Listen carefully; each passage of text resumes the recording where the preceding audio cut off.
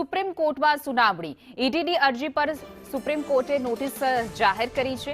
આગળની સુનાવણી સુધી એફઆઈઆર પર રોક છે। સુપ્રીમ કોર્ટની મુખ્યમંત્રી મમતા બેનર્જીએ નોટિસ ફટકારવામાં આવી છે।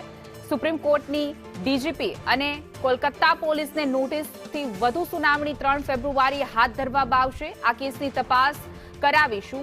વધુ વિગતો સાથે हमारा संवाददाता अजय यादव जुड़ाई गया है। अजय, क्या कुछ है अपडेट?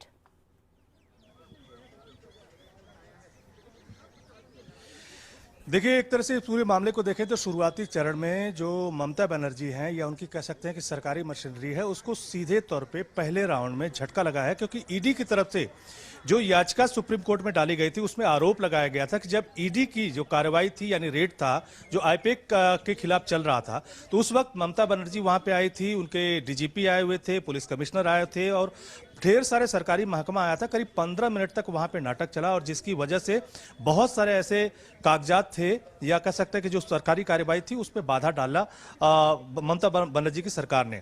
तो उसी मामले को लेकर के पहले ईडी जो है कोलकाता हाईकोर्ट गए हुई थी और वहां पर भी नजारा ये देखा जो कि आज सुप्रीम कोर्ट में सुनवाई के दौरान आया कि ममता बनर्जी की लीगल सेल के द्वारा जो वकील है उनको मैसेज भेजा गया कि आप लोग कोर्ट में पहुंचे और कोर्ट का जो पूरा नजारा था जैसे लग रहा था कि जंतर मंतर पे कोई धरना का कार्यक्रम है, उसी तरह का पूरी भगदड़ की स्थिति थी। इस वजह से वहां पे उस दिन सुनवाई नहीं हो सकी और फिर उसी के बाद ईडी जो है सुप्रीम कोर्ट में दरवाजा खटखटाई और यहां पर जो ममता बनर्जी के वकील हैं उनकी तरफ से भी तर्क दिया गया कि ईडी दरअसल डबल फायदा लेना चाहती है, इसलिए सुप्रीम कोर्ट को पहले यह तय करना चाहिए कि यह मामला हाई कोर्ट में सुना जाएगा या सुप्रीम कोर्ट में सुना जाएगा। तो सुप्रीम कोर्ट ने जो हाई कोर्ट में जो सुनवाई होने वाली थी उसको फिलहाल खारिज किया है, लेकिन साथ ही साथ इस मामले में सुप्रीम कोर्ट ने यह जरूर माना है कि जब एक केंद्रीय एजेंसी जांच कर रही है तो ऐसे में राज्य एजेंसियों का हस्तक्षेप कहीं ना कहीं ठीक नहीं है। तो इस तरह की टिप्पणी के साथ सुप्रीम कोर्ट ने न सिर्फ ममता बनर्जी बल्कि पश्चिम बंगाल के जो डीजीपी हैं बल्कि कोलकाता के जो पुलिस कमिश्नर है इन तीनों को नोटिस भेजा है। 2 हफ्ते के भीतर जवाब देना है और साथ ही साथ 3 फरवरी को इस मामले पर सुनवाई होगी।